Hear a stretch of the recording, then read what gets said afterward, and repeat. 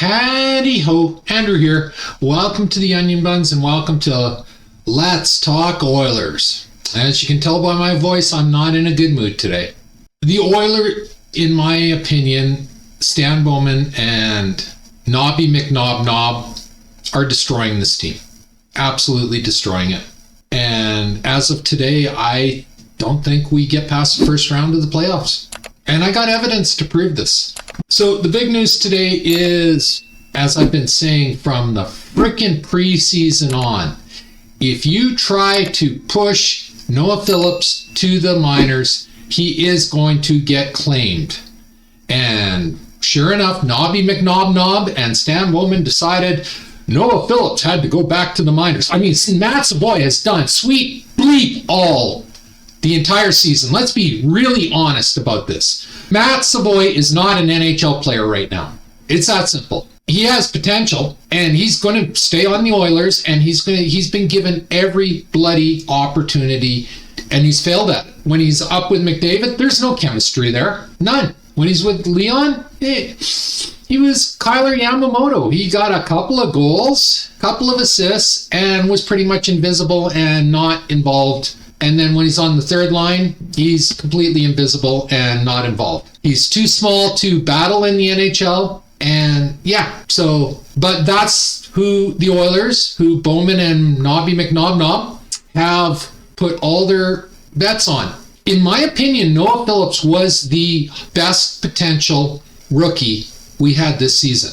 The most NHL ready of our rookies. And he was given no opportunity. You know, Isaiah Howard, we all knew he was going to the farm. By the second game he played, we knew he was going to the farm because he was not NHL ready. But he got to play with McDavid, he got to play with Draisaitl, he got to play on the power play, he got everything. And then he went to the farm. I think Isaiah Howard was better than Matt Savoy, if I'm being very honest about this. But Isaiah Howard went to the farm, and rightfully so, because Isaiah Howard was not ready for the NHL. He will be next year, but he wasn't ready this year.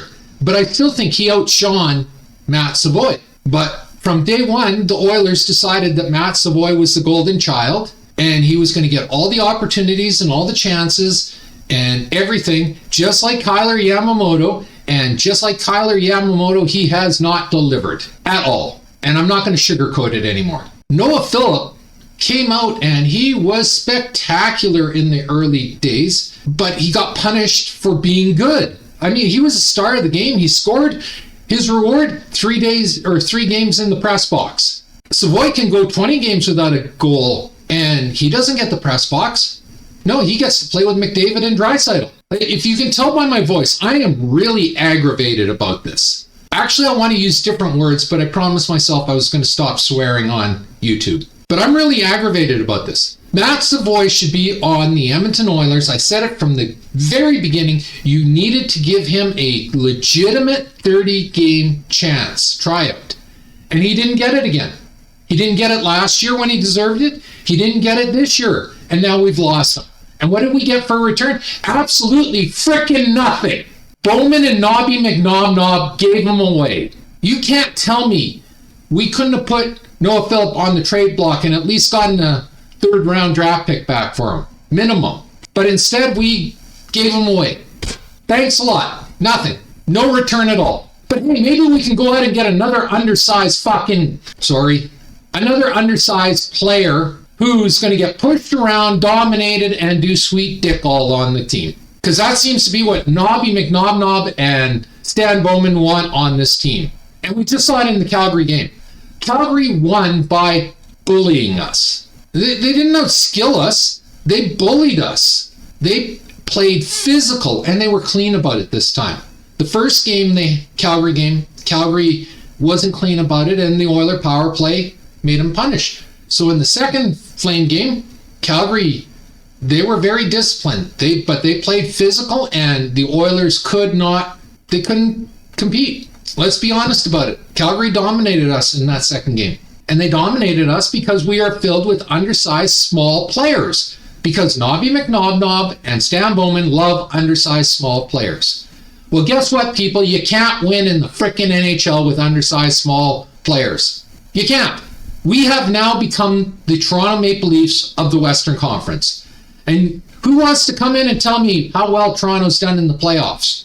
It's baffling. It's aggravating. This team was so close to being that Stanley Cup champion. And Knobby McNob and Bowman, they've dismantled the team. Oh yeah, we still got Connor and Leon.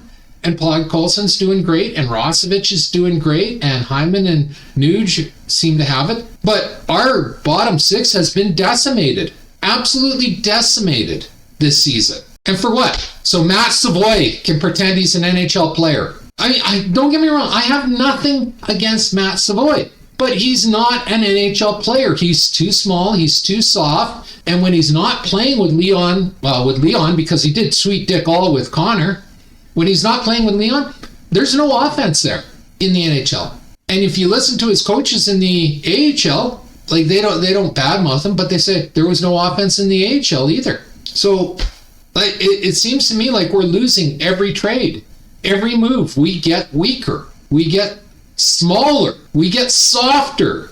And as of today, I don't see us getting past the first round of the playoffs, if I'm being very honest. Now, obviously, something can happen in the trade deadline, and a lot of something is going to happen in the trade deadline, because you can't win the Stanley Cup with two lines, and that's all we have. We have two lines right now. And honestly, we have three lines, but Knobby McNob refuses to utilize the fourth line as a shutdown line, so you take them out of the equation too. So we have two lines. You can't win with two lines. It's that simple. Noah Philp was part of the solution for this team. And now he's part of the solution for the Carolina Hurricane. And they got him for nothing. And that's what really pisses me off, is they got him for nothing. I wasn't mad when Troy Stecher got claimed, because Troy Stecher was an 8-9 defenseman on the Oilers. So he had to go to the farm, and Toronto picked him up. So that's fine. But Noah Phillips should have been our third line center this season. He really should have. You know, I like Adam Henrique, but Adam Henrique, we saw last year, has lost a step. He doesn't have it anymore. You keep him for the mentorship, but he shouldn't have been our third line center. Noah Phillips should have been our third line center from day one. And Knobby McNob should have let him get 30 games without interruption, 30 regular shifted games, to find out if he was that NHL player. And the early returns said he was. And Knobloch punished him. And now we've lost him for nothing. I don't understand what they're doing with this team. I really don't. I'm baffled. And I would love for somebody to come in and explain it to me, because I don't understand this. It makes no sense to me. You know, Savoy was written into this team. He didn't have to earn anything this year. And he hasn't earned anything in my eyes. He really hasn't. You know, Noah Phillips should have been on our penalty kill. He wasn't. Matt Savoy was. Noah Phillips should have been our third line center. He wasn't. Henrique was. There was a time in the season I said we should have put, because Savoy had zero chemistry with Connor McDavid. Zero. None. Nil. Nada. So we should have moved Noah Phillips up with Connor when we had all the injuries, just to see what we had there. Knobby McNob wouldn't do it. Instead, he put Phillips in the press box again. Like, I don't understand it. Like, are we intentionally trying to lose this season? Because that's what it appears to me. That's how it looks to me, is we are intentionally trying to dismantle this team and lose the season. You know, like, Andrew Mangiapane's been terrible. He hasn't seen the press box once this season. Fredericks has been terrible. He's seen it once now, but Savoy's been terrible. I'm sorry, Savoy has been an absolute wreck out there. You can try to justify his game all you want. Matt Savoy is supposed to be here to score goals, to do offense. That is supposed to be his role. He is never going to be a shutdown player because he's too small. He's easy to knock around. He is Kyler Yamamoto 2.0. And how did that work out with Kyler Yamamoto? Like, I actually had to look up this season to see if he's even in the NHL anymore, because he's not playing. He is in the NHL. He's just not playing. You know, he's that press box guy that comes in when you got an injury. That's who Kyler Yamamoto is. But on the Oilers, they gave Kyler Yamamoto every opportunity to play with Leon and McDavid. And now they're doing the same with Matt Savoy. The definition of insanity is doing the same thing over and over and over and expecting a different result. So, Merry Christmas to us. We got a lump of frickin' coal. Thanks a lot, Stan Bowman and Knobby McKnobknob. Yeah, I'm not happy. So, the other news is Tomasek was waived, and he's going to be bought out, and that's no surprise to anyone. I've always maintained that NHL teams need to be very wary on how many Swedish or Swedish elite league players they carry on their team, because in my opinion, if you're going from best to worst, NHL is the best, AHL is number 2, KHL is number 3, Swedish Elite League is number 4. You can't, going from the Swedish Elite League to the NHL, it doesn't work. It usually doesn't work. You know, I don't blame the Oilers for taking a chance on Tomasek. I had really high hopes for Tomasek, and early in the season, I was saying the same thing. If they try to waive Tomasek, he's not going to clear waivers. Unfortunately, something happened to his game. I don't know if he lost his confidence or whatever it was, but something happened and it just wasn't there. So I don't blame the Oilers for waiving him, and I don't blame the Oilers for buying him out, and he's going to the Swedish Elite League. I think it was Farstad, and yeah, best of luck to Tomasek. I mean, I'm sorry it didn't work out here, but best of luck to you in your future endeavors, and I hope you are happy in Sweden, because apparently that was part of the problem, is he just did not adjust to North America. And yeah, you know, I don't know how the team was with him. I don't know what type of support he had around him, but from all reports, he just didn't adapt. So I hope going back to Sweden fills him with confidence, and he has a great career over there, because you can have a hockey career playing in the Swedish Elite League. Like, that's not the East Coast League or something like that. Or, well, you can have a career in Germany. Theo Fleury showed us that. You can have a career in the UK. You know, like, there is these smaller leagues out there that you can play and you can have a successful career in. So best of luck to Tomasek. I hope that's what happens, is you have a fantastic career over there. Yeah, so that's what's going on there. Not the Christmas present I wanted from the Edmonton Oilers. Not at all. And I don't know how this is going to play out for us, people. I really don't, because our third line stinks. Our third line with Savoy, with Henrique, with Fredericks, with Majapani, it stinks. None of them are good enough to play up in the top 6. None of them are good enough to play in the bottom. Well, sorry, Henrique is good enough to play in the 4th line. And that's where he should have been this season, not the 3rd line. Majapani's been terrible. I'm surprised by that. But yeah, like, Majapani's been terrible. I hate saying that, but yeah, he's not been good. He's not a good fit on the Oilers, and I don't know if they can move him. You know, Fredericks, I think, is already prime candidate to be bought out at the end of the season. You know, we brought Fredericks in to replace Vander Kane. Well, it's very apparent Fredericks has no interest in doing that. He's got it in his head that he should be a top 6 offensive guy, and he's not. We need him to be physical every single game. We need him to bring the physicality, and the Calgary game was the perfect opportunity for him to step up, and he just became a shrinking violet and disappeared. So yeah, I don't see that one working out. I don't see Bowman's moves working out. I think Bowman has removed us from the Stanley Cup equation. And I didn't bash Bowman when they hired him. I wasn't thrilled he was hired, but I said, okay, let's see what we got. And what we got is, we got smaller, we got softer, and we got less passion. Like, when I watch this team this year, there's no passion there. There's no intensity. There's no emotion. Say what you will about Evander Kane. He wore his emotions on his sleeve. You know, you got an emotional Evander Kane out there. Now, yeah, he took some dumb penalties. There's no doubt about it. And a lot of that is because the league has him as a marked man, and, you know, all he has to do is look cross-eyed and they give him a penalty. But at least you knew he was invested with the team and was going to do everything in his power to help this team. I don't feel that way about Majapani. I don't feel that way about Fredericks. I don't feel that way about Savoy. God honest truth, I don't. If it was up to me, all three of them would not be on this team. And yeah, I don't know. So come in the comments, tell me what you think, because I think we just lost our future third line center to build around. That's who Noah Philps was. We should have been building around him. And instead, we gave him away for nothing. McLeod, same thing.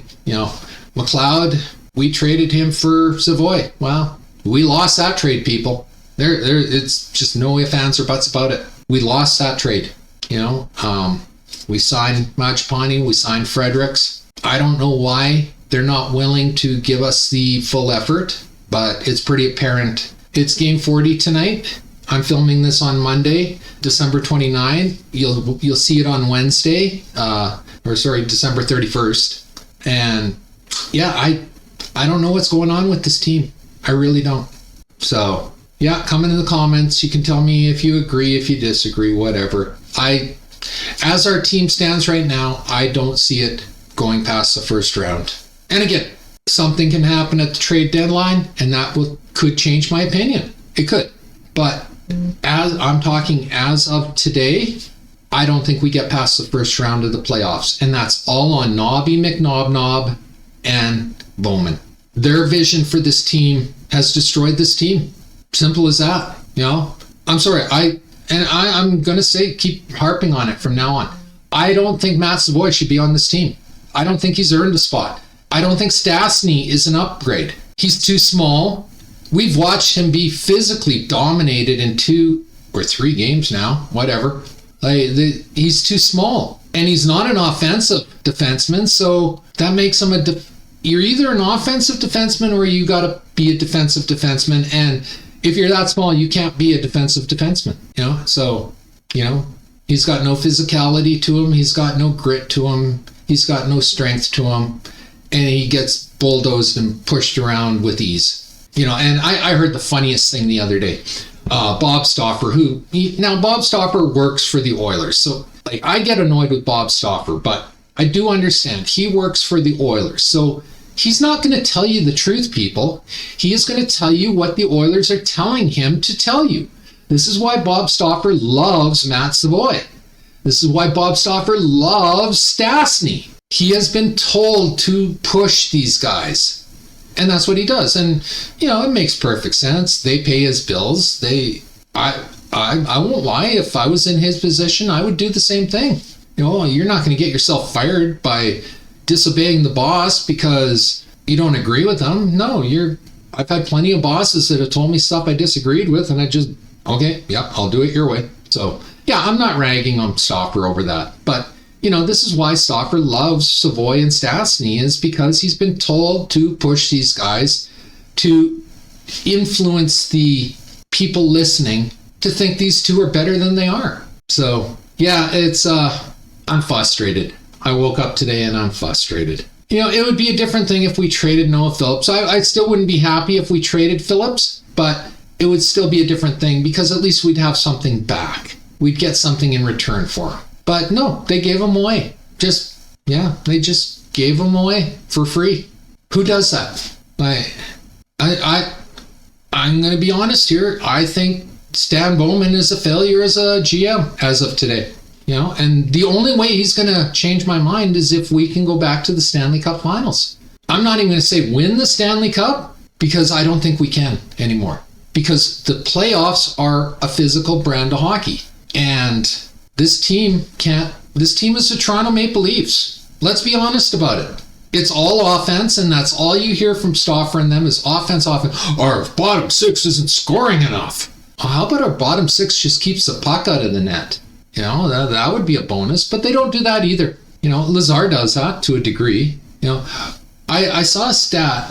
Let me pull it up. This stat is really, really, it speaks volumes. Okay, so I'm getting this from the Edmonton Journal. They were talking about the trade. Oh, I can save this. Okay. All right, so I'm getting this from the Edmonton Journal. They were talking about putting Noah Phillips on waivers and saying, was he really the problem? So I'm showing you this list. Look at this. You got Noah Phillips, 15 games played. Well, I I said right at the beginning of the season, you needed to give him 30 legitimate games without interruption to see what you had there. But Knobby McKnob has never been willing to give him that. He has, total points per 60. Noah Philps, 1.28. Matthias Janmark played 23 games, 1.21. Isaiah Howard played 17 games, so equivalent to Noah Phillips, 1.18. So he's a full, you're starting to see some separation. Andrew Mangiapane, 39 games, 1.11. David Tomasek, he was waived and he's been bought out, 0.92. But Tomasek is better than the next four names, yet he was given no chance either. Matt Savoy, 39 games, 0.78. Your golden child, according to the Oilers. Does that sound like a golden child to you? It doesn't to me. Curtis Lazar, he 19 games, but time on ice, 8 minutes and 40 seconds. It's like he gets no time on ice. And look at the hits between Lazar and Savoy. Lazar, 13.91. Savoy, 0.78. How is this kid the golden child? Somebody come in and tell me, because I don't understand it. Okay, Curtis Lazar, he's got 0.75 points per 60, but again, he plays almost no minutes. Adam Henrique, 39 games, he plays almost 12 minutes a game, 0.67. And then Trent Fredericks is last. 38 games, he plays almost 11 minutes a game, and he's at 0.43. So we have 8 players, of which 6 of them, because Howard's in the AHL, 6 of them are full-time players who are worse than Noah Phillips was. So how the hell do you waive Noah Phillips? I am beyond frustrated today. I'm angry. I'm not going to lie. I'm angry. So, so that's my rant. It's like, sorry for the negative coverage, but I think the Oilers made a huge mistake, and I officially think our playoff chances we'll make the playoffs, but I think going deep in the playoffs this season is over. And that's on Knobby McKnob and Stan Bowman. Their vision for this team is not what wins hockey games. And there's a reason we've never not been able to win 3 games in a row this season. So, Merry Christmas, Edmonton. All right, let's get to there was 2 games this past week. My favorite session is making fun of the Toronto Maple Leafs. What do I got for you this week? All right, Toronto Maple Leafs, breaking news. Try a new look on their power play. And this is what I've been talking about in the part of the video with the Toronto. They're all offense, they're no defense. So this is an actual picture from a hockey game against the Devils. It's we're going to start seeing this with the Oilers. Or we have seen this with the Oilers, to be honest. Growing up, I loved the Peanuts. So this picture says it all. And I guess to go with the theme of this, because this is us. Again, you could replace the Maple Leaf jersey with an Oiler jersey this season. Oh no, I forgot to add the heart. No problem, we got plenty of skill. Normally I'd laugh at this, but again, I see this being the Oilers this year. And to finish off, where does it hurt, says the doctor. And Peter says, when I put on my Leafs jersey, my whole body hurts. And that is making fun of the Toronto Maple Leafs. As I always say, it never gets old, people. It never gets old. I can do this all year, and I'm going to. And I'm going to do it in 2026 as well. All right, so we had 2 games this past week. Both of them were against the Calgary Flames, and they were a night and day result. So, Oilers versus Flames, December 23rd, 2025, game 38.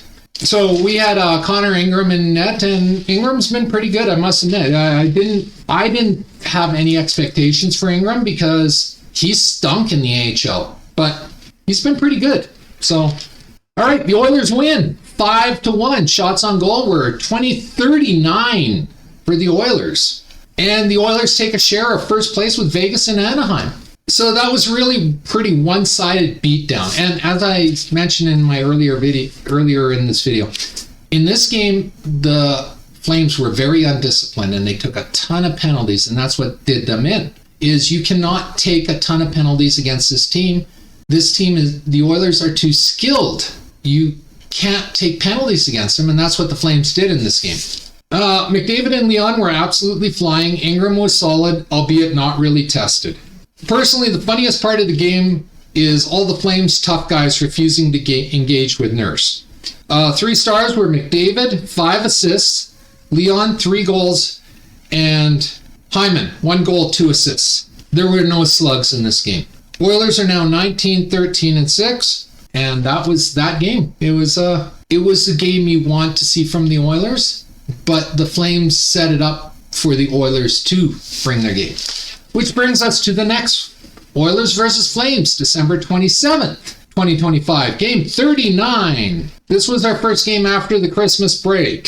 So, as I mentioned before, the Flames learned from their previous game where they got the shellacking out of them. And they were disciplined.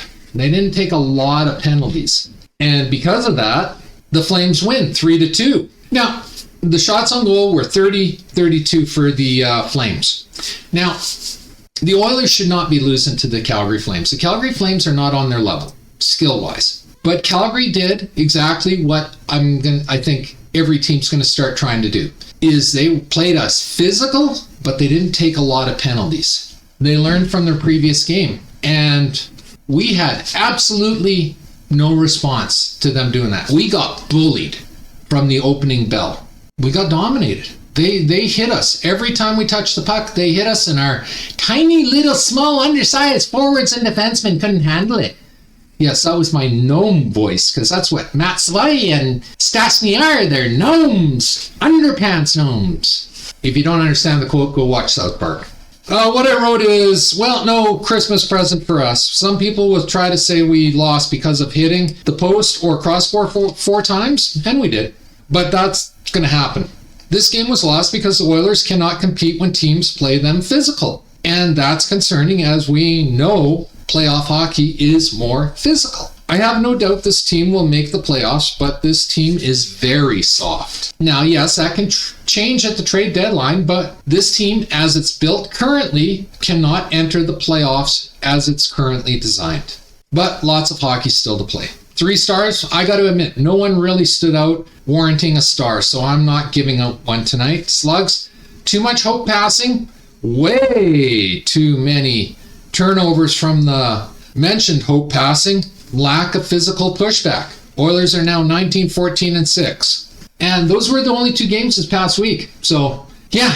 So that's the update for this week. It's not a fun update. It's kind of a depressing update, but this is the team that Knobby McNob and Stan Bowman wanted, and I'm personally not seeing any benefits from their vision for this team. Quite the opposite. And that's my video for this week. I'm sorry. We'll call it the Bah Humbug edition. If you like this video, leave a like, a subscribe, and a share. I'm trying to grow my channel, and a like, a subscribe, and a share does me wonders, and I do appreciate it. Takes 1 second to subscribe, costs you absolutely nothing, helps me immensely. Just hit the subscribe button on the bottom of the screen. If you're seeing this on Rumble, please follow my channel. Always feel free to leave a comment. I encourage everybody to leave a comment. Not only does it get us interacting, but it really does help me with the YouTube algorithm and getting more eyes on my videos. And as always, pew pew pew and shit. Thanks for watching. Have a great day. Bye.